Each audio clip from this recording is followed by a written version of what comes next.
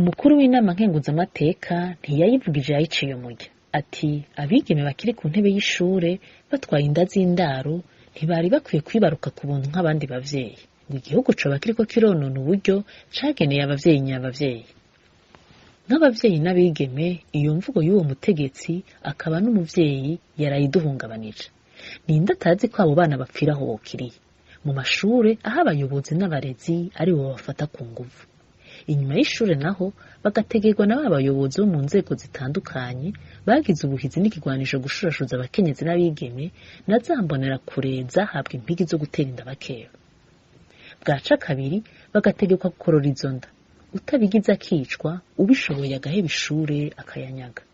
Ngo none n'uwutamukoroye inda azomunigire mu menshi kuko yabuze gifasha na gitabara. Ijambo ry'umutegetsi nk'umukuru w'inama nkenguzamateka ni nk'itegeko.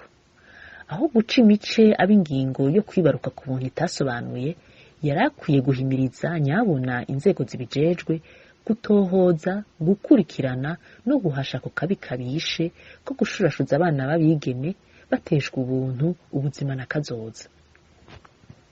Ngo izija guhona zihera mu ruhongore. Ubwo rwaruka nirwo Burundi, nirwo mujeje gukingira, gukuza no kuyobora. Barundi, barundikazi, bavyeyi dusangiye kurera, turazi ko turagiriye ku manga, ariko dushishikare dusemerera twiyamiriza intambwe zatwinjiriye mu ruhongore, dusaba inzego zibijejwe gutabara. Natwe nk'abavyeyi tugume twibuka ko kurera ari uguhozako, ko umwana atari uwumwe, ko umuvyeyi arererwa n'uwundi, kandi ko inkoni ikubise mukeba uyirenza urugo. Ntihagire uwigira sindabibazwa abigeme b'Uburundi bageramiwe.